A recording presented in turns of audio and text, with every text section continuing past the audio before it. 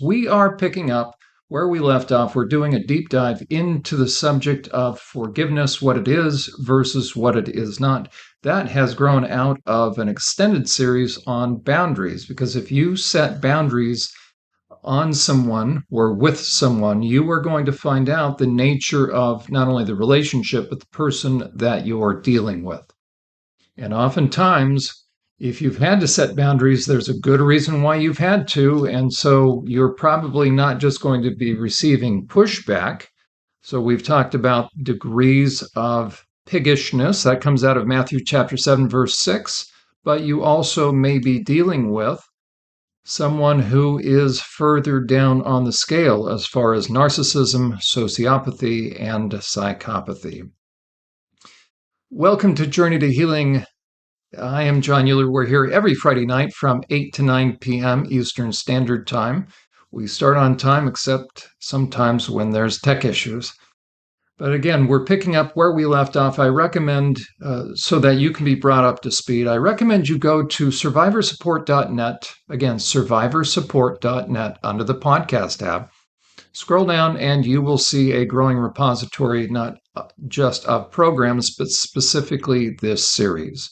So we're picking up where we left off last time. I had reviewed a number of charts that deal with God's heart for the oppressed, God's heart for those that have been on the receiving end of injustice, because there is a meme that we have been looking at now for a number of months, which really started this portion of the issue on forgiveness, right? This idea that you never knew how strong you were until you had to forgive someone who was not sorry and accept an apology you never received. That is a distorted concept that will do nothing good for you other than tie you up in emotional knots, because that is not based in truth. That's not rooted and grounded in truth. That is not biblical for those that come from a Christian perspective, including Old Testament, if you adhere to that. The idea of justice is what is closest to God's heart. And if we, as we've seen in the past, if we simply turn a blind eye to injustice, or if someone tells us that we have to turn a blind eye, just move on, forgive and forget, bury the hatchet, let bygones be bygones, that does not honor the pain of someone who has been on the receiving end of injustice. God does not do that. Why? Because he cares very much for those that have been harmed. God's heart is a heart of justice. That is the foundation of his throne. Justice responds to injustice. That's why the angels had never seen an aspect of God in terms of his anger. They had never seen that prior to Satan rebelling. Why? Because there had never been injustice. And then, of course, Satan tempted Adam and Eve. We had the fall, and injustice because of selfishness, because of sinfulness, now invaded the human race into the human DNA. And now the norm, unfortunately, is injustice. And that's why God says he is angry every day with the ungodly. So we looked at the difference between those that are eligible for God's forgiveness and our forgiveness, and those who are not, because there's a certain category of people that do things out of ignorance, certain category that will apologize, a certain category whose hearts have been hardened. And we looked at that in the past. When Jesus said, love your enemies, he was talking about the lower category. That was Paul and the Roman soldiers. Those are two examples. He could have chosen from a number of different words in terms of enemies, but he chose, well, he spoke in Aramaic, but the Holy Spirit guided Matthew and Luke to select the correct words. And so poneros has to do with actions, sapros and kakos, we looked at, has to do with essence. So if somebody crosses lines, and we looked at this chart then to show that there are categories and lines beyond which somebody can cross, and they're morphing in terms of their heart condition. Proverbs 1 verses 22, we looked at that.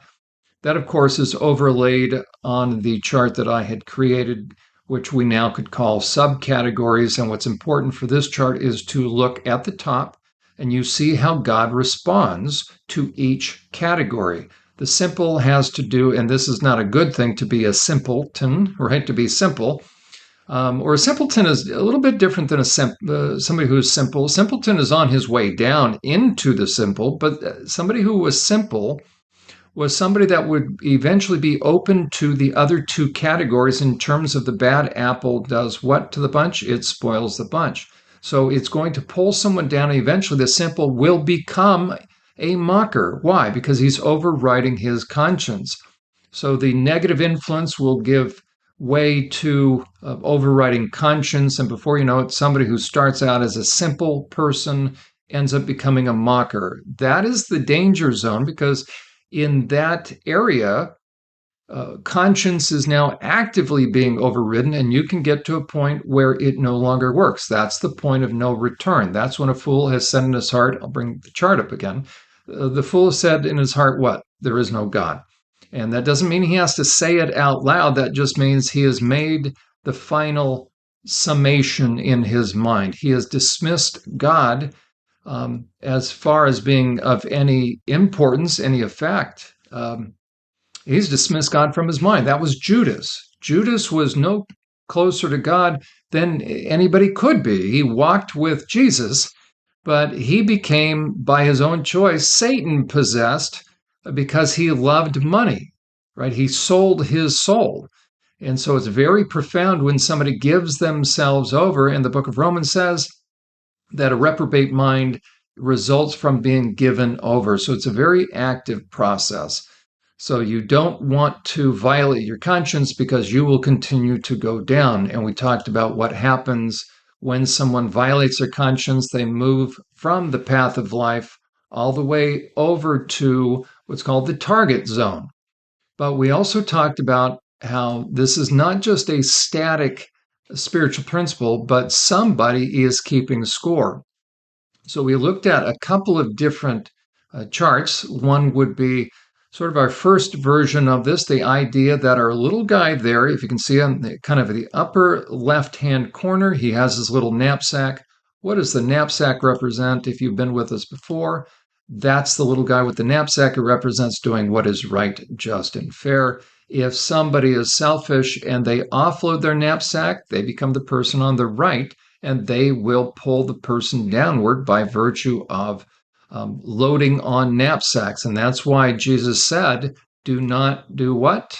That's correct. Do not cast your pearls before swine. We've also looked at that is different than when Paul said, bear one another's burdens. So we are to bear those things, help someone out with things that come into their life through living, because they live in a fallen world. That is different than somebody who offloads their knapsack, because if you offload your knapsack onto somebody else, you become oppressive and they will feel it, right? They are going to be burdened down, not just as far as the boulder, but they will feel the weight of that. So God takes note. And where we left off last time was helping someone see just how much God takes note. So we looked at this chart. This is where we left off last time. I recommend you go back and, again, survivorsupport.net under the podcast tab, and I give an overview of this chart. We have a top and a bottom. The top is what's happening in terms of behavior and, let's say, a thought process and overriding conscience, and they move from left to right, meaning that as they become increasingly selfish, our little guy right about on the left, you can see he has a knapsack, but he's hopped the fence of boundaries. And so he now is doing his own thing, and he's becoming increasingly selfish. And as that happens, then the degree of negative impact that we have on someone starts to increase. And we talked about how then the pain, the sighs, the cries, the injury rises to the heavens. God collects those in a bottle. Psalm 56:8. We also found that word tears is also wanderings, because significant impact, you can have a significant impact on someone where they become biblically an alien. Right? We talked about what were the three categories that Israel would be judged by based upon, in terms of either blessing or curses. It was three categories of people that they had to take care of. Those were the widows, the orphans, and the aliens. An alien was not somebody who was moving countries by choice. They were run out of town. They were, because of oppression, they were forced to leave their home. They were excommunicated. They were unsynagogued, as what would happen in Jesus' day. If you remember the story where the man born blind gets his healing, and they want to know, the scribes and Pharisees, was this person really born blind? So they bring the parents in. The parents were afraid to answer. Right? They said, "Well, go ask our son." They asked the parents, "Was your kid really born blind? This is an adult child." And they said, "Why ask us? Ask him. He's of age." They didn't want to say the wrong thing because the scribes and Pharisees would have unsynagogued them. That is blacklisting in a very religiously tight community, meaning they would not be able to buy and sell. They would be shunned, and that was virtually pain worse than death. Why? Because then they would be an alien. So the idea of having to wander because of someone's injustice, really, the extent to which someone was meaningfully and negatively, significantly and meaningfully negatively impacted. Ultimately, that is what God cares about, and God will pick up the issue of justice on behalf of those who have been harmed. So we looked at another chart, which would have been in the last program. We talked about there's a corresponding relationship between the extent to which my ego drives, and that's in the yellow, drives my inner world and my psyche downward. Right in the middle, I become twisted, and then there's a dynamic effect, kind of like the difference between Niagara River versus Niagara Falls, and eventually it really picks up speed. And as I start to pick up speed heading downward, becoming a worse person, more hurtful, then the extent to which the pain of someone else will ascend, and God notices that. So in looking at the chart again, we're picking up where we left off last time. This is the top portion. And what I want you to see, we're going to look at the two aspects of this. So the fact that God captures our tears in a bottle. You see how the sighs and cries of the survivors, the oppressed, the victims, rises to God's heart. I recommend you take a screenshot of this and do not just a word study, but look at the different verses that I have written out. There's way too many to cover for this program. We're going to look at a few. And then as the pain continues, what happens as pain increases? As a matter of fact, look at the thermometers. Flip side of hurt is anger. God feels anger because the extent that we are hurt, God is hurt.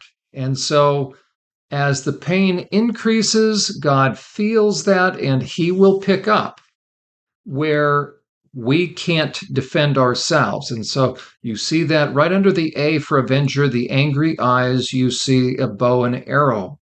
Then you see a bowl that's supposed to be equivalent to the bowls of justice that are being poured out in judgment in the book of Revelation.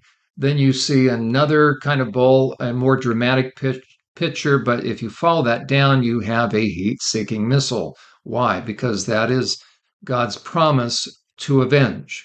That is how much he cares about survivors.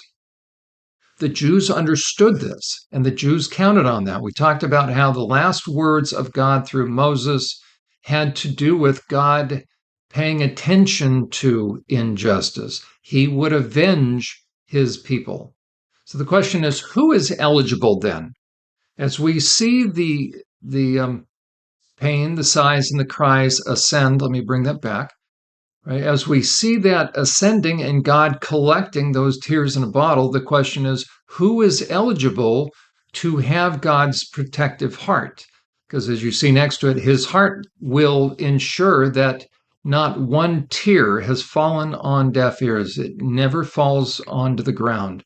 The times that we need to know that God is there is the time that we don't feel it. There's a number of categories. I'm just going to cover a few of these categories to give you a sense of this. He cares about actual murder and actual assault. In Genesis 4:10, if you remember, about Cain and Abel. How long did Cain hate his younger brother Abel? As long as he was able. That's going to help you remember that. It's not funny, but so Cain was angry with his brother because Cain didn't want to look within, didn't want to do enough inventory. So Cain eventually did what? He murdered his brother. So he killed his brother. God then gets Cain's attention by asking a question. God will often ask questions of us to jog our conscience, quite frankly. And so just as God asked Adam a question, Adam, where are you? Because something had changed. God and Adam used to walk together as best friends in the cool of the day in each evening. But suddenly one day, Adam didn't show up. Well, of course, God knew why, but Adam was hiding. He wouldn't come clean. So guilt has a way of causing us to hide. God wants us to deal with that. So just as God asked Adam a question, then of course he asked Eve, and then, well, he didn't ask the snake any question, right? But he asked Cain a question, where's your brother? And of course, Cain, true to form for anybody who's not going to come clean, is going to deflect, going to justify, rationalize. He says, am I my brother's keeper? And then what does God say? He says, Cain, what have you done? And a very powerful statement. He says, listen, your brother's blood cries out to me from the ground. Does blood literally cry out? Of course not. But the life is in the blood. Our pain matters to God. It ascends to God. And that's what people who have been literally harmed need to know, that God was paying attention. But it's not just the physical. Emotional matters as well. So those suffering from injustice, those are ones that get God's heart, have God's heart. Let me see if I can bring that up. I don't know if I have that one ready. I'm going to read it. So in the book of Jeremiah, chapter 12, verse 1, says this, Lord, you always give me justice. When I bring a case before you, you always give me justice. So let me bring this complaint. Now the question is, what is it spiritual to complain? It depends. A complaint is, you're bringing something that is legitimate. It's not illegitimate, right? If you have somebody that's complaining all the time, that's usually self-entitlement. Okay, but Jeremiah says, Lord, I bring my complaint to you. In Matthew chapter 5, remember, the injured party is going to the judge. They are doing what? They're bringing their complaint to the Lord. And so Jeremiah, among other things, says, Lord, why are the wicked so prosperous and why evil people so happy? He goes on to talk about, because he was on the receiving end of injustice, he asked the Lord to get them. That is what we have looked at in the past as an imprecatory prayer. So God cares very much about injustice. That's an umbrella category. There's specific things, not just physical, but how about injustice suffered by workers? In Deuteronomy 24, verse 15, God says this to employers, you must pay workers their wages each day before sunset. So these are almost migrant workers, or people that are dependent from day to day. They are barely able to make ends meet. So he says you must pay them their wages each day before sunset because they are poor and they're counting on it. If you don't, they might cry out to the Lord against you, and it would be counted against you as sin. Now, the question is, would they literally cry? Meaning cry out, they might. But even if they don't cry out, what is ascending on their behalf? Their pain. So God notices, God takes notice. And it's not the fact that somebody literally does or doesn't cry out. He hears the cries and the groans of those who have been harmed. That is how much he cares about us. The religious leaders of Jesus' day and the religious leaders of the Old Testament had a wonderful way of compartmentalizing. They allowed their ego to stay intact, and so they were not bothered by their conscience, yet they would go through religious motions, religious activity. So they would fast.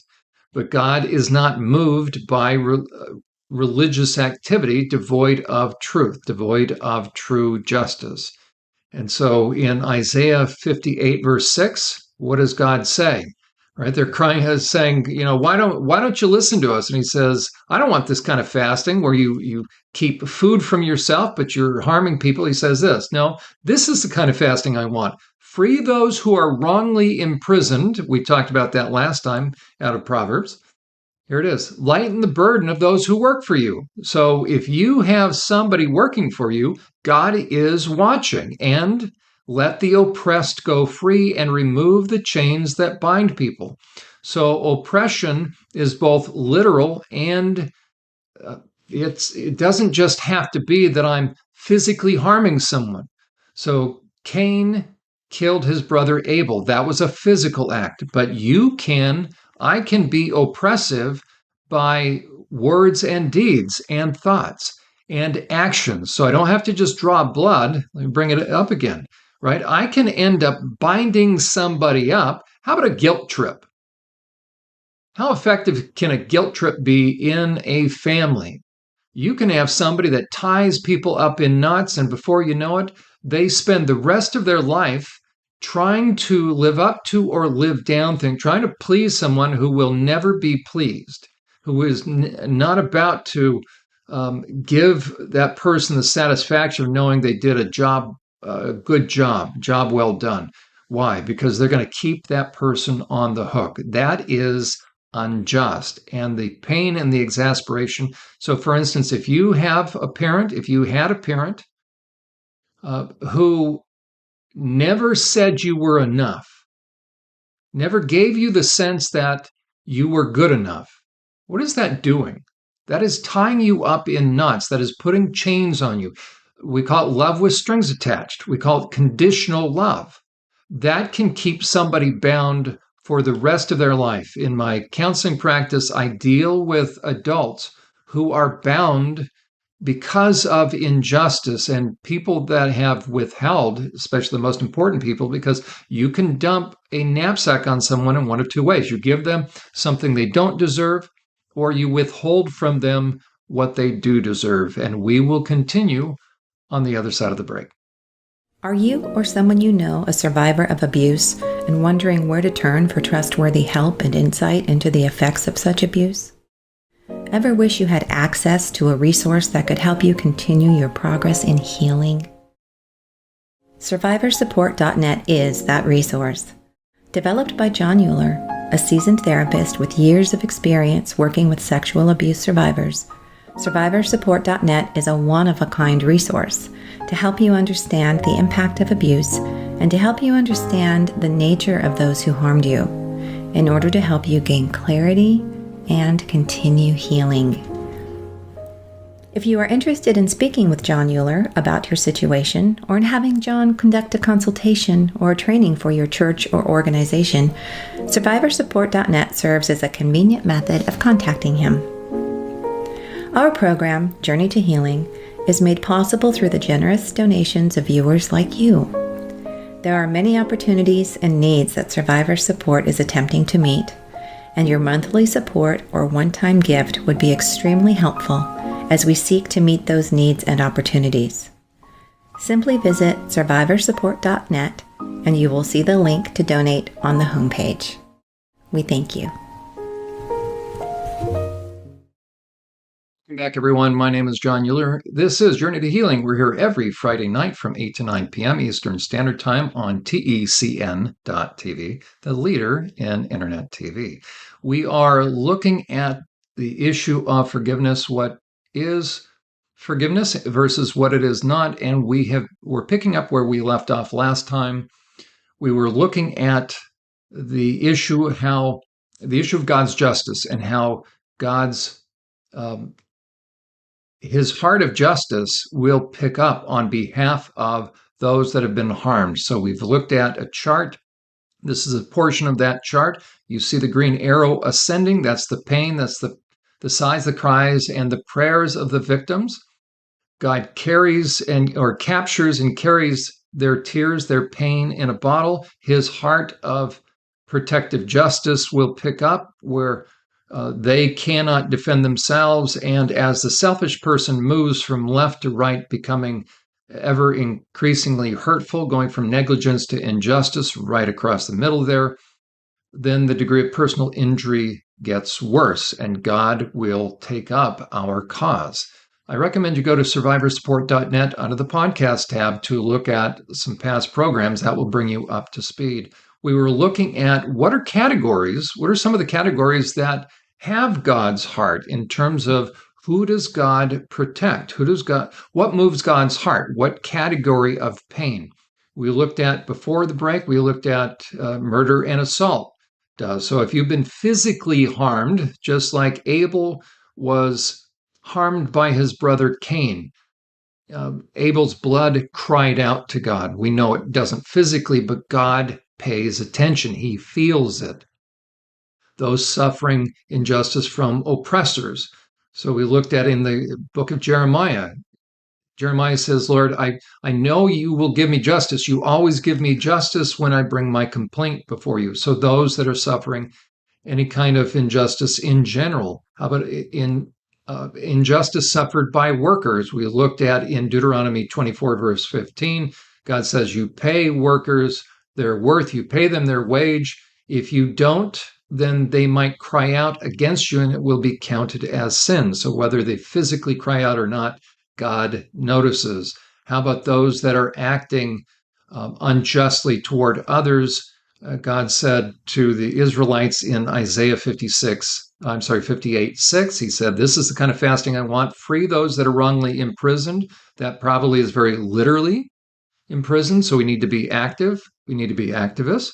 Ensure people get their rights. But also, he says, lighten the burden of those who work for you. You can imprison people in a couple of different ways. So if you're an employer, you need to make sure that you are lightening the burden. Do not use and abuse people, and let the oppressed go free and remove the chains that bind people. Do you have somebody bound up? Right? Are you toying with someone? God pays attention. In Genesis 16:11, another category, what I would say domestic abuse. Hagar, if you're familiar with Hagar, she was being abused and mistreated by Sarah, Abraham's wife, and so she runs. And she is out by herself, and she is lost and distressed. And so the angel of the Lord, there's a Christophany, God appears to her and says, Hagar, you're now pregnant. You're going to give birth to a son, which means, he says, go back, but I will be with you. And he says, you're to name him Ishmael, meaning God hears, for the Lord has heard your cry of distress. So we could say anything in terms of human relations, but especially domestic violence. How about abandonment? A little while later, she actually is sent away. And where is she to go? With her son. This is a number of years later. And they are wandering. And in Genesis 21:17, it says this, but God heard the boy crying, and the angel of God called to Hagar from heaven, saying, Hagar, what's wrong? Don't be afraid. God has heard the boy crying as he lies there. That was a physical issue. They were going to die of thirst and hunger and starvation, but also the emotional pain of abandonment. And this is a very important category now. This is a broad category, and you will see this all throughout Scripture. It's called, so this is probably the most often used category as far as those who experience pain and their pain rises to God. What would we call them? The poor and the needy, the thirsty and the hungry. That's literal, thirsty and hungry. That's a literal, poor and needy, but that also can be emotional as well. And in Isaiah 41:17, God says this, when the poor and needy search for water, there is none. So that's literal. And their tongues are parched from thirst. That is a very literal thing. So when you read in Scripture, the poor and the needy, it first and foremost is talking about people that are literally in need. though through no fault of their own. This is not the result of irresponsibility. This is a result of something happening to them, and usually it was injustice. And the Lord says, I, the God of Israel, will never abandon them. That is something that the Jews viewed as the promise of God. There's a very important psalm, Psalm 107, and I actually have a picture of it in my Bible. This may be a little small, but we're going to go with it just because I didn't want to type it out for right now. So it's kind of a picture of what my Bible looks like. So I want to point out a couple of things. This particular chapter is very interesting because it shows categories of people that are in pain that God responds to. And so the first are those that, and this is the most important category, if you can see verse 4, it says that some wandered in the wilderness and lost and homeless. Well, why would anybody wander in the wilderness lost and homeless? Because something happened to their home, something happened to drive them away. What would have happened? I'm going to show you the end of the verse, by the way. What would happen? This is in verse 39. When they decreased in number and became impoverished through, and here are the three categories, by the way, of pain, or what will bring pain: oppression, trouble, and sorrow. What you have is sorrow because we live in a fallen world. That is even before people are in our lives. Trouble, it's because there are people that cause trouble, but then there are overtly selfish people. So that would be oppression. And look at what happens because of oppression. Verse 40, the Lord pours contempt on their princes, causing them to wander in trackless wastelands. But he rescues who? The poor and needy from trouble or from affliction. So that is the first category and most important category that we're looking at. What happens with oppression?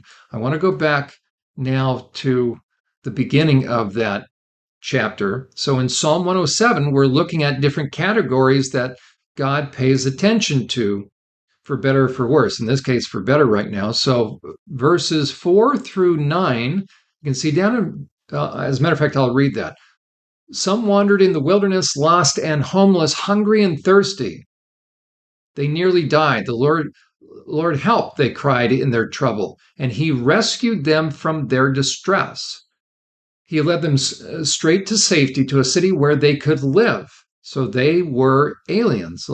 Let them praise the Lord for his great love and for the wonderful things he has done for them. He satisfies the thirsty and fills the hungry with good things. That should sound familiar right out of the Sermon on the Mount or the Beatitudes. Blessed are the poor, or blessed are those who hunger and thirst.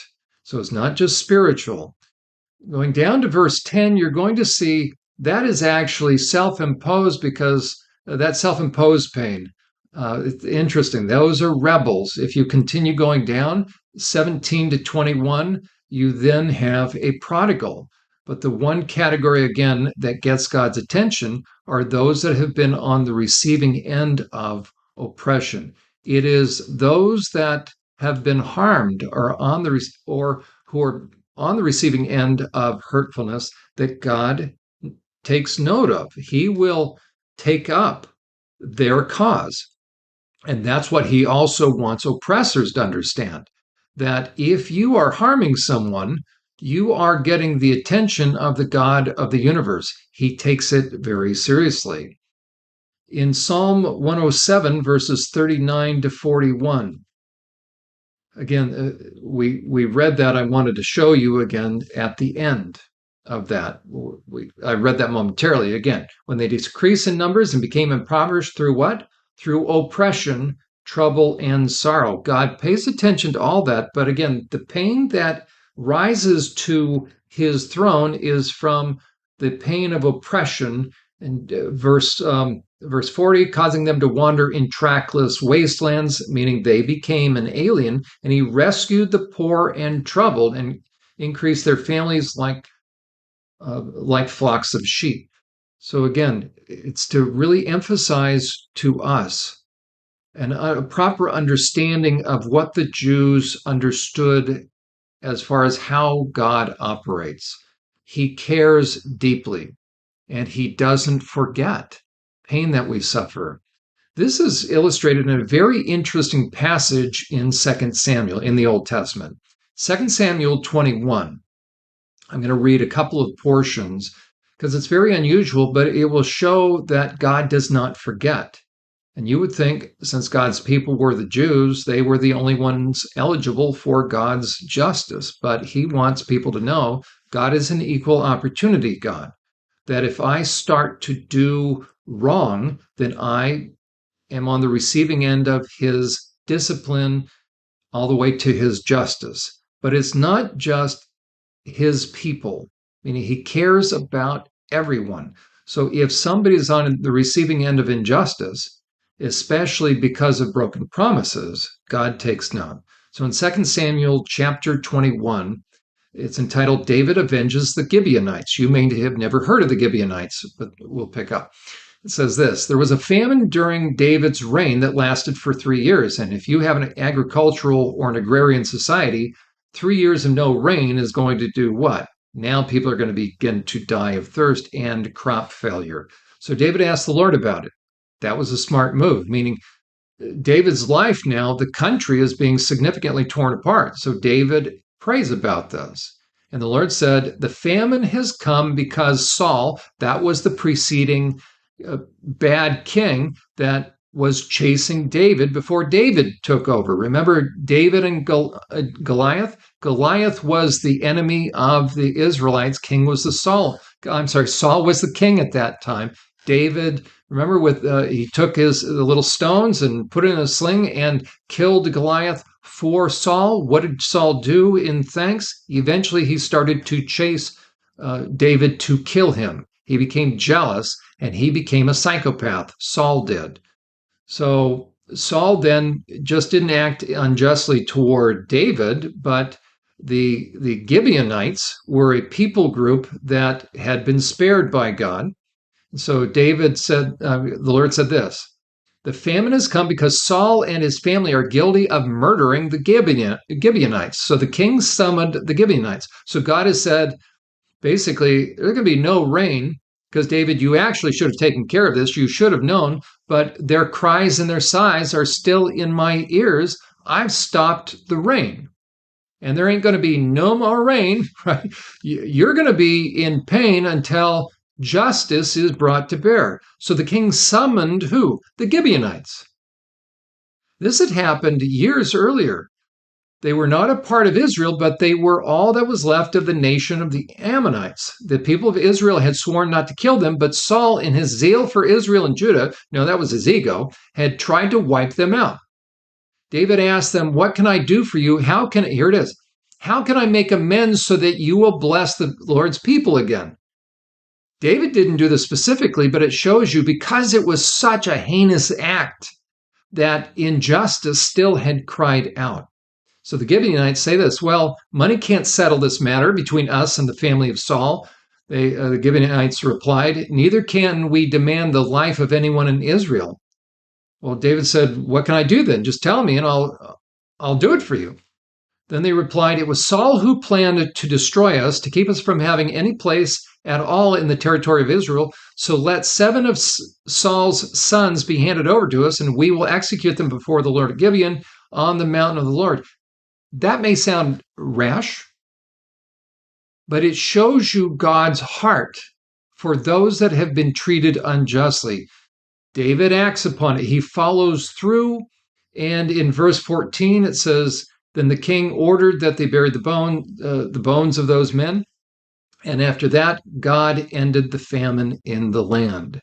So it can be even those that in one way or another are still crying out for justice, and we may need to get together with them and find out what's it going to take to make you whole. Now, that was a little unique situation, but I want to help us understand that God doesn't forget pain. So the Gibeonites, non-Jews, were what? They were crying out to the Lord, and the Lord noticed. So God doesn't have favorites. God's message of comfort is toward very specific categories: the poor and the needy, those who are mourning and grieving due to pain and grief, and those who are humbly practicing patience, who trust God's promise and who are willing to act with reservation, or are willing to be reserved to give God room to act with patience. And we looked at last time, when God says, vengeance is mine, he's not telling people hands off. What he's saying is this: you have one of two options. Do we trust him enough? Trust in the Lord with all of our heart. Don't lean. Proverbs chapter 3, verse 5 and 6. Trust in the Lord with all your heart. Don't lean on your own understanding. In all your ways acknowledge him, meaning you're reserving the right to act, but you're holding that back. You're acting with patient endurance. Why? Because God says he will take up your cause, so that what? So that you don't have to. The shirt says, I'm going to let God fix it, because if I fix it, he's going to jail. What a tremendous gift that God says to those that have been harmed, that I will take up that for you, so that you can know and be still that I am God. And another category is those who hunger and thirst after God to exercise judgment and justice. Let me find this next one here. In I don't know if I have it in front of me, so I'll just read it. In Psalm chapter 9, verse 18, says this: but the needy will not be ignored or forgotten forever. The hopes and the expectations of the poor and the meek will not be crushed. What is their expectation? Lord, do you hear? Do you see? Psalm 10, verses 11 to 18, it says this: the wicked think that God isn't watching us. Or the wicked think, God's not watching us. He has closed his eyes and won't ever see what we're doing. Verse 12, arise, Lord, punish the wicked. Don't ignore the helpless, the humble, the patient, and the crushed. Don't ignore the helpless. Why do the wicked get away with it, with despising God? They think God's never going to call us to account. But you see the trouble they cause, Lord. You see the grief. You take note and you punish them. The helpless or the unfortunate put their trust in you. You defend orphans. Break the arms of the wicked. These evil people, go after them until the last one is destroyed. The king is king. The Lord is king forever and ever, and the godless nations will vanish. Lord, you know the hopes, which is the desire and the longing and the deep passion of the helpless and the humble and the oppressed. What are they longing for? Lord, you will do justice. It says, surely you will hear the cries and comfort them. The cries of who? Those that have been on the receiving end of oppression. Lord, bring justice. Do justice to the orphans and the oppressed, so that man will no longer oppress them any longer. What is the cry of the human heart? What is the cry of those that have been harmed? It is, Lord, do you see? Do you care? God has promised. He's made a promise to those that are hurt. He's made a promise to those that have been on the receiving end of injustice. He has made a promise to the poor. Why would they be poor? Through injustice. Needy, because of injustice. Why are they mourning? Because of injustice and all they've lost. They are willing to trust God's promise, so they don't take matters into their own hands and rewrite Proverbs chapter 3, verses 5 and 6.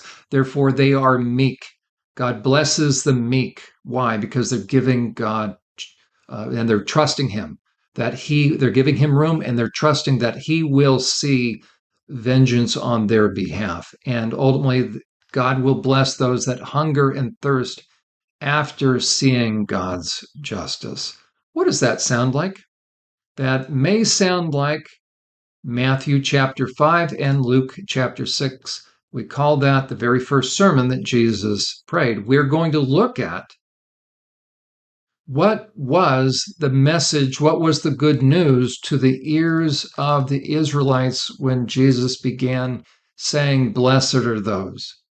Yes, it's spiritual, but it was also to those that had been harmed.